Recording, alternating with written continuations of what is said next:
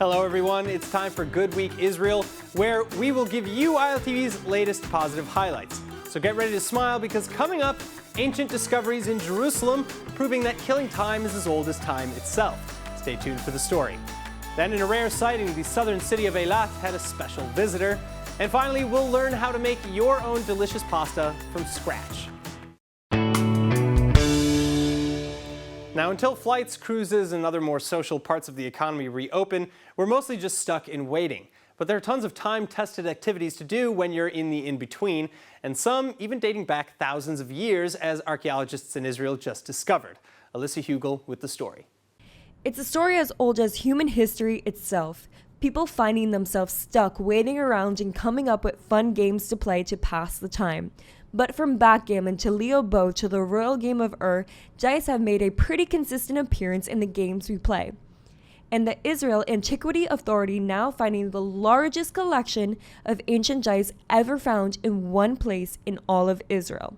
The huge collection being discovered in Jerusalem by the Western Wall, and offering a glimpse into the daily life under ancient Roman rule. Over the past few years, the Israel Antiquities Authority has been conducting an excavation underneath the Western Wall Prayer Plaza, funded by the Western Wall Heritage Foundation. And over the past few years, we've exposed a small theater-like structure, probably founded during the Roman period, after the destruction of the Jewish Jerusalem in 70 CE by the Roman legions. One of the finds with extreme interest were these 35 gaming dice. They look identical to modern gaming dice, and you could practically pick one of these dice up and use it today for any modern game that uses dice. Of course, on top exposing ancient Roman Israel pastimes, the discovery also exposing another equally human trait, trying to cheat. An extremely interesting die is this one here. If all the dice usually have 6 numbers, 1 on each side, this one has a 1, a 2, no 3, and 2 4s. Apparently, whoever owned this die preferred to have 2 4s and no 3. Maybe he was playing some sort of game that had some sort of preference for either an equal result or a higher result, and he thought he would be able to pull off this little cheat over here. Now, dolphin sightings in Eilat.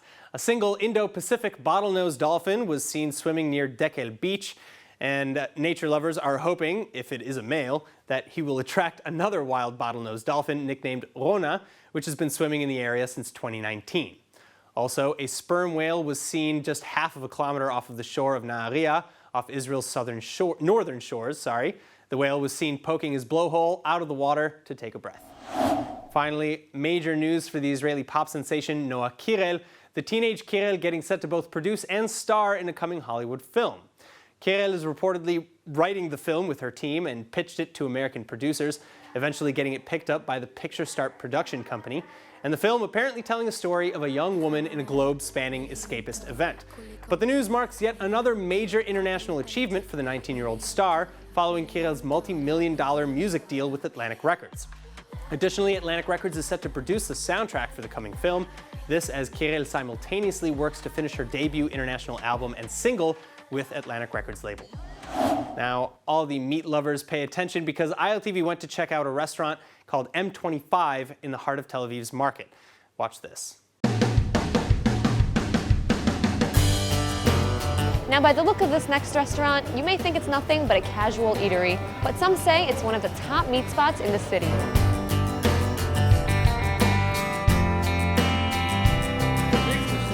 Mix the Schneider. In the Butcher's Alley, right by the bustling market, sits a hidden restaurant which serves up dishes so tasty they've developed quite a reputation.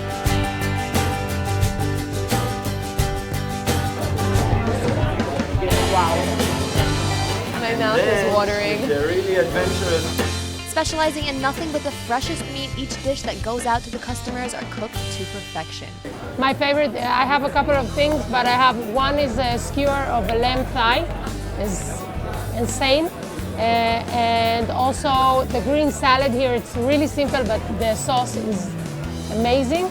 Now I'm seeing here some really fine cuts of meat. It's all making me really excited, really happy. Is this place also serve as a butcher or restaurant? No, this is a restaurant. We have a butcher shop 25 meters from here, which is basically the engine of the business. What came first, the butcher? The butcher shop. Or the restaurant? The butcher shop came a year before. This used to be a cardboard warehouse. Yeah. And we just cleaned it up a little bit, put on a grill, and then took our meat, put it on the grill, and some people fell in love with the idea.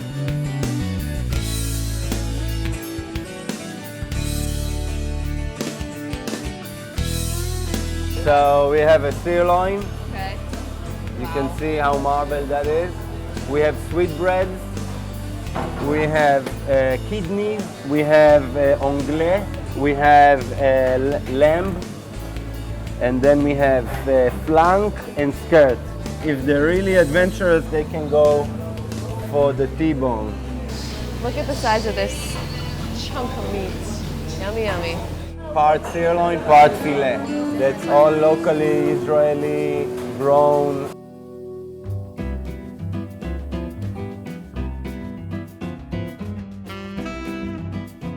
We have our signature dish. It's called arayes. It's pita filled with lamb and beef, served with tomato salad on a bed of tahini. The idea is to dip the thing with the tahini and the tomato juice. It's so juicy. It's juicy. We grind the beef, we season it, parsley and onion. We stuff it in the pita. Then we grill the pita with cow fat. But they don't just use any grill, but a charcoal grill, which adds that delicious smoky flavor. Like to present our meat in the best way possible. And that's the mission, and that's what we adhere to. So here I mix tzatziki, Greek yogurt, purple onion and sumac, and amba, which hails from the Iraqi kitchen. Very, very pungent mix of spices. Usually it's made with mango, here we make it with papaya. It's not the proper way though. No? No. How are you supposed to eat this? Yeah. I'm not eating it correctly, you should tell me. No, you're not eating it correctly at all. Okay, you touched a little bit. Basically everything has to mix. Wow.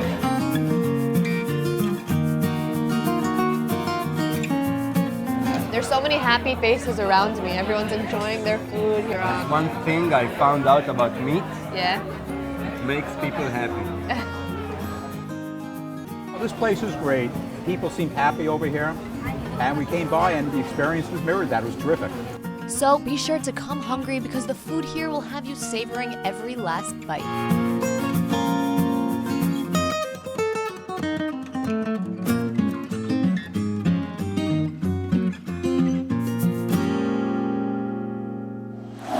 Making pasta from scratch is not as complicated as it sounds. You can make your own delicious pasta using only 3 ingredients: flour, oil, and eggs. Naomi and Michal from kosher.com show you 2 fabulous sauce options to make your pasta night amazing. Take a look. Hey, I'm Naomi Nachman and welcome to Sunny Side Up.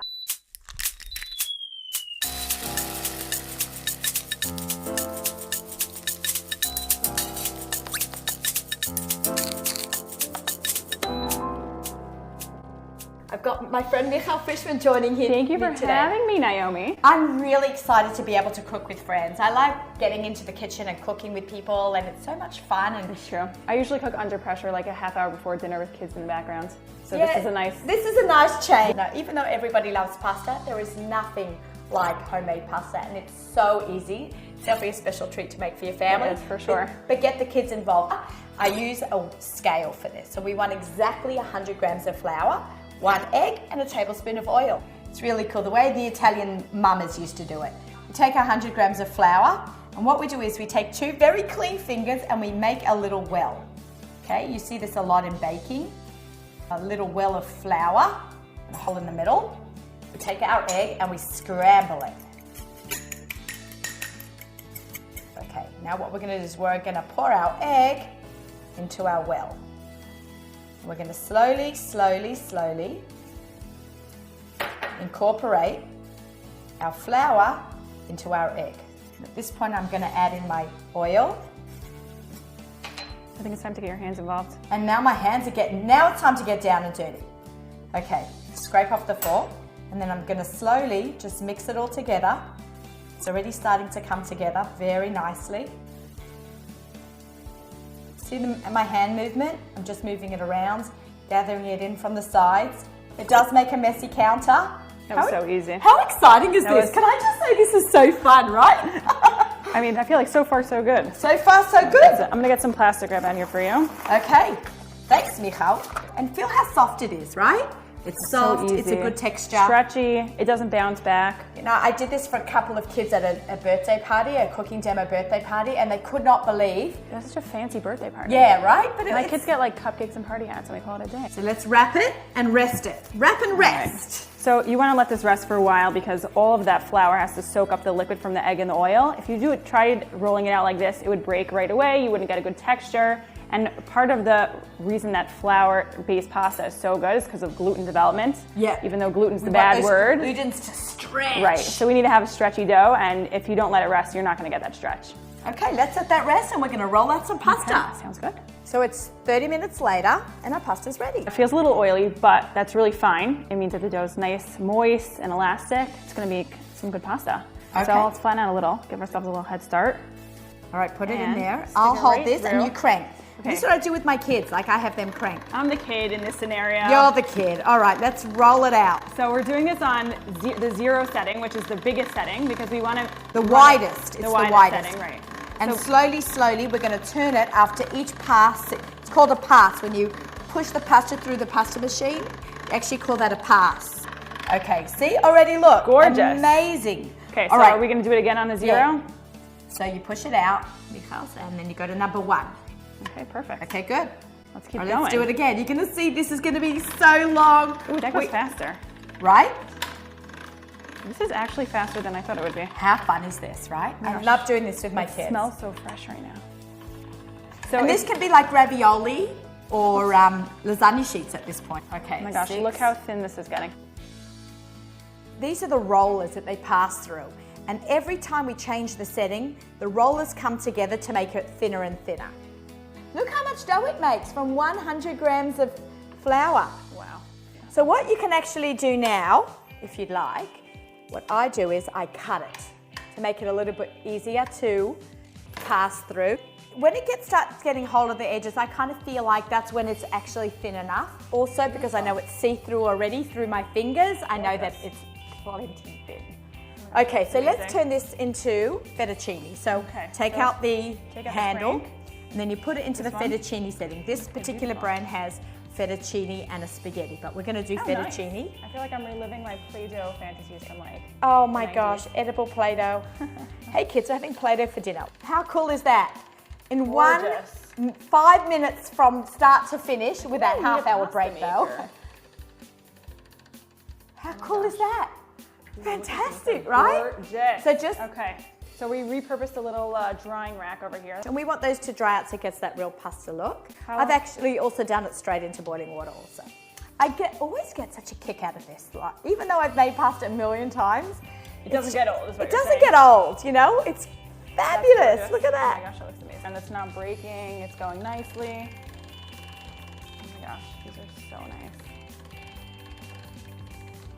Oops. There we go. I love it. It's great. Ta-da! Okay, beautiful. So we'll let these dry. How long do these dry for, Naomi? Anywhere between 20 and 30 minutes. You could even leave it for a few days. Okay. And you can, you know, some people, you can put like mashed butternut squash into the dough and it'll turn it orange. You can put in sauteed spinach and it'll turn it green, or beet juice, it'll turn it red. And you would do that in the liquid stage when you're adding the oil and eggs. Yeah, exactly. There's no such thing as pasta without sauce. We're gonna start with a basic chunky marinara. So we got some nice extra virgin olive oil. It's gonna go into the pot, let that heat up for a minute. The reason that we're sauteing our onions first is just to get a nice deep, rich level of flavor at the bottom of that sauce, because it is pretty basic and tomatoes are pretty acidic, so you want to balance that out with some nice sweet sauteed onions. All right, I'm hearing some sizzle. Let's get that going. Oh, no, I love that. Oh, best sound in the kitchen. Oh, baby. Gorgeous. Okay, let's get that. Okay. Now, onions don't burn as fast as garlic, so I like to give the onions like a minute first before we throw the garlic in. If we do the garlic first, it'll burn, and burnt garlic is maybe the worst taste ever. Not good. So the onions are going. We're gonna add some garlic in right here. So dried herbs, because they sit in your cabinet, they're not as like nice and springy as fresh herbs. So you wanna pinch them in your fingers, just rub them a little bit to release some of the aromatic oils in there, and it's gonna bump your flavor up like 100. So some oregano, you could tell by the smell. A sauce is a perfect place to dump any sort of extra herbs that you have. Love it. Okay, so we're gonna add some canned whole peeled tomatoes. I like to use the San Marzano ones, because they're Italian, they make me feel fancy. These are whole, so you really have to let them cook for a minute and then break them down with the back of a spoon, or if you want to be very exciting, use your hand first, but they will explode. I'm saying that from personal past experience. So we're just gonna break that down with a spoon. There is a lot of acid in tomatoes that you wanna just mellow out, so it has to cook for a good few minutes. You can't just put this out yet. So we broke up all of our tomatoes here. We're gonna add some whole diced tomatoes. Excuse me, it's tomato. Are we gonna be doing this the whole time? We might. So we're gonna add 2 cups of some marinara sauce. Yeah, it's about a half a jar, half a typical okay. jar. Can I smell? That marinara sauce smell. Ah, I love it. I love it. I love the smell of tomatoes. So we're gonna do about half. Yeah. Ish. Perfect. So we'll reduce this down, we'll bring it to a simmer, we'll let the flavors come together a bit, and then we'll add some cheese and have a party. Sounds good to me. So this is nice and reduced a bit. It came to a simmer. We're gonna season now. So if you season ahead of time, it might be too salty when some of the water evaporates. So we'll do a nice good pinch of pepper. I like my sauce pretty peppery. Okay, great. And kosher salt. Always kosher salt. Oh man, with this with homemade pasta, Oh what a knockout for your family. Okay, so give that a quick stir, and then are you ready for a taste?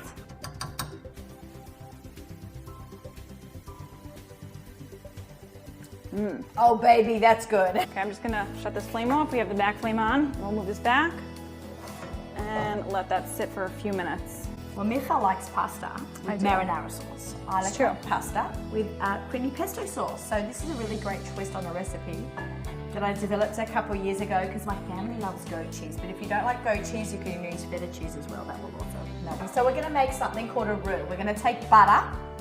So in goes the butter. We're gonna melt that on a medium-high flame. Now butter actually cooks really fast, so we don't want to we want to make sure that that does not burn. So I've got my butter in, but I'm gonna add in. I want to flavor my butter, and everything is great. Butter is the best when it's got some garlic in it.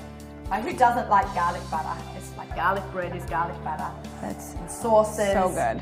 And right away, you're smelling it. Like right away. Smells fantastic. Fabulous. So now all that's melted, and what we're going to do is to make a roux. It's as you said, it's flour and fat. Put in your flour slowly, and you start to incorporate the butter and the flour.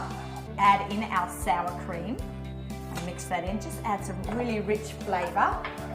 And the kicker to this is the goat cheese, and you can see it's getting nice and thick. Yeah, it's pulling away from the sides really nicely. So the sour cream and the goat cheese are both really tangy. It adds another element of flavor. So just instead of just a basic cream sauce, which I love that. We don't want it to be too tangy. We're going to put in our special secret weapon, pesto. Oh my gosh, that smells so good already. Right. So, and you'll see it'll like clump up a little bit. And what we're going to do is we're going to put in our pesto and our liquid. So this is our store-bought pesto, but you can totally make your own pesto. And I'm just mixing that now. What's going to turn this, what looks like a lumpy, thick mixture, we want it to be saucy and creamy and ooey and gooey and runny. We add in our milk. Micha, I'm going to ask you to slowly add in the milk while I mix. So this is 2 cups. It's food science now. What makes it thick is the boiling point. So you think it looks like it's come together, but it really, until it hits that scientific boiling point, the roux will not be thick. That looks amazing. And I feel like you're getting a good dose of greens from that pesto, so we could just call this a complete meal. Healthy. Can we say healthy? I think we could say healthy. I like that. Let's call it healthy, because it's got some greens in it. And no cream. So it's already thickening. You can see that it's getting quite a bit smoother. I'm gonna just crank that up a little bit. And what I'm going to do now is I'm going to just go like this and taste for salt. With your finger. That's a professional for you. That's professional. Every mum does that. Come on. We're a mum first. Some salt. If you like, you can add some fresh cracked pepper. This is a really nice thick sauce already. I cannot wait to eat That this. smells so good. And it came together really quick. If you want, you can throw in a poached egg on top of this as well. Oh. Fabulous dish. How We've classy. got two fabulous sauces here. We did our homemade marinara. We have our creamy goat cheese pesto sauce. Our water is coming to a boil. Okay, our water has got a really good rolling boil here. We've salted it. Michal, you want to help me put these in? Okay. Okay. Be dry. Ooh, look how stiff they got. Oh, baby. Dried up. And some of them are going to break and be on the floor. That's awesome. Just leave them on the floor. There we go. In you go. And they only take 2 minutes. I know, that's the beauty about this. Now it's time to plate up the pasta. I'm really excited to see and try our delicious pasta. Gorgeous. It smells good by itself, by the way. So let's get some going on our plate here. Is there any art to plating pasta? There is, but not if you're hungry. I love that, and we are really hungry. We are always hungry, right, Michal? Nice, good serving here. So these are very long because they're uncut sheets. So no shame in a little trim there. With your fingers. Yes, to know. What happens in the kitchen stays in the kitchen. Here, help yourself. Okay, great. Okay, I'm gonna get some of this red sauce going. So give it just a last stir. And hit it with a little sauce on top. So you're going to do the marinara, and I'm going to go for the pesto. I actually always remix the pesto because it does settle a little bit. So I'm going to just pour it. Look at this. Okay, Michal, it's time to eat. Wait, are you not finishing with cheese? Well, so you're going to do mozzarella, but A little mozzarella. Everyone can use Parmesan. I'm all about the parm. Look at that. Some parm. You wanna give me some? You wanna hit me with some parm? Cheers. Cheers.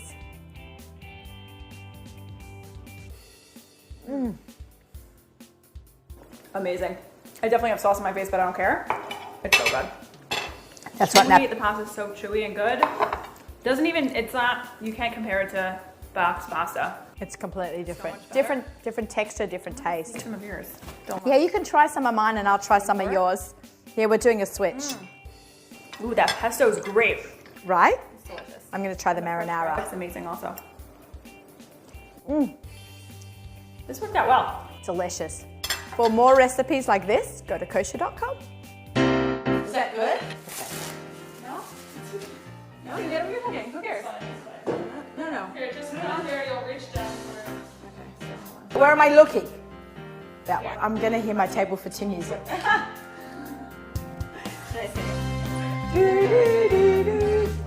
Let's eat, people. No, we're ordering food. We're going to pay for it.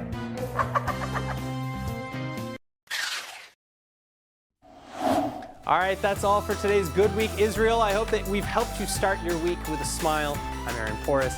See you next week.